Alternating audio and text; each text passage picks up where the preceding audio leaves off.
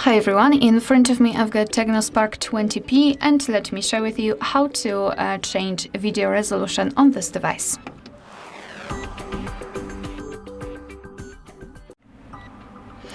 So let's start with opening your camera app. And currently we are in the standard photo mode. So let's switch to the video one. We have to tap on video, and if you can see the red color inside the shutter button, it means that for sure you're on the video mode.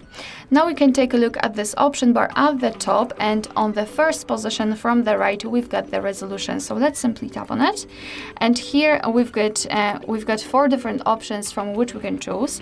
So 720p, 2 different 1080p and 2K.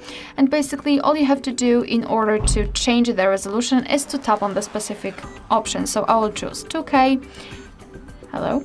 Alright, as you can see, the icon will change immediately, and from now on our device will use the chosen resolution whilst recording a video. Alright, so that will be all. Thank you so much for watching. Please hit the subscribe button and leave the thumbs up.